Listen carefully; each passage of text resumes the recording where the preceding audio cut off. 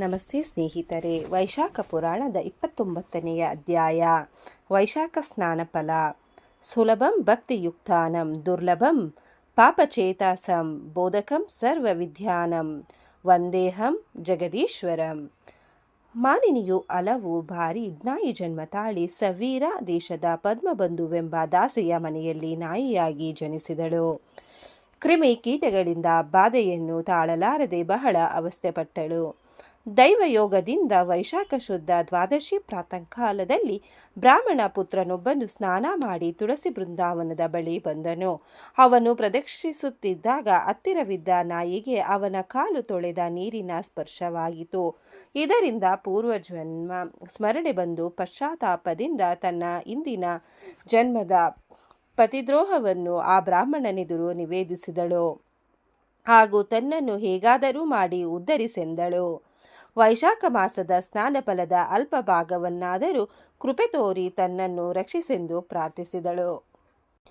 ಆಗ ಋಷಿಪುತ್ರನು, ನೀನು ಪತಿ ವಶೀಕರಣಕ್ಕಾಗಿ ಶುದ್ರ ಶಕ್ತಿಯನ್ನವಲಂಬಿಸಿದ್ದು ತಪ್ಪು. ನಿನಗೆ ಉಪಕಾರ ಮಾಡಿದರೆ ನನಗೆ ತೊಂದರೆಯಾಗುತ್ತದೆ. ಇದರಿಂದ ನನ್ನ ಬ್ರಹ್ಮ ತೇಜಸ್ಸು ನಷ್ಟವಾಗುವುದೆಂದು ನುಡಿದನು.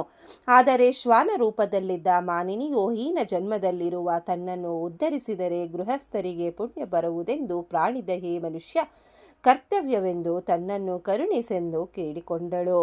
ಈ ಮಾತನ್ನು ಕೇಳಿಸಿಕೊಂಡ ಪದ್ಮಬಂಧುವಿನ ಮಗನಿಗೆ ಪ್ರಾಣಿ ದಯಾಧರ್ಮ ತಿಳಿಸಿದಳು.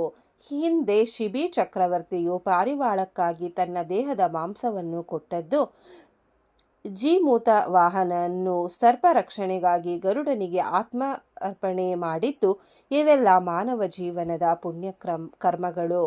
ಹಿಂದೆ ದದೀತಿ ಋಷಿಯು ತನ್ನ ಬೆನ್ನು ಮೂಳೆಯನ್ನು ದಾನ ಮಾಡಿದನು. ಆದ್ದರಿಂದ ಈ ನಾಯಿಯನ್ನು ನನ್ನ ಪುಣ್ಯವನ್ನು ಧಾರೆ ಎರೆದು ಉದ್ಧರಿಸುತ್ತೇನೆಂದು ಆಶೀರ್ವದಿಸಿದನು. ಮಾನಿನಿಯು ಶ್ವಾನ ದೇಹದಿಂದ ವಿಮುಕ್ತಳಾಗಿ ದಿವ್ಯ ರೂಪ ಧರಿಸಿದಳು. ಹೀಗೆ ವೈಶಾಖ ದ್ವಾದಶಿಯ ಮಹಿಮೆಯು ಅಪಾರವಾದದ್ದು ಎಂಬಲ್ಲಿಗೆ ವೈಶಾಖ ಮಹಿಮೆಯ 29ನೆಯ ಅಧ್ಯಾಯ ಮುಕ್ತಾಯವಾಯಿತು. ಈ ಅಧ್ಯಾಯವನ್ನು ಓದಿದವರಿಗೂ ಕೇಳಿದವರಿಗೂ ಶ್ರವಣ ಮಾಡಿದವರಿಗೂ ಆ ಭಗವಂತ ಒಳ್ಳೆಯದನ್ನು ಮಾಡಲಿ. ಓಂ ನಮೋ ಭಗವತೆ ವಾಸುದೇವಾಯ ನಮಃ. ಧನ್ಯವಾದಗಳು ಸ್ನೇಹಿತರೆ. ವಿಡಿಯೋ ನೋಡಿಕ್ಕೆ ಎಲ್ಲರಿಗೂ ಧನ್ಯವಾದಗಳು. ನಿಮಗೆ ಈ ವಿಡಿಯೋ ಇಷ್ಟ ಆಗಿದ್ರೆ ಪ್ಲೀಸ್ ಒಂದು ಲೈಕ್ ಮಾಡಿ.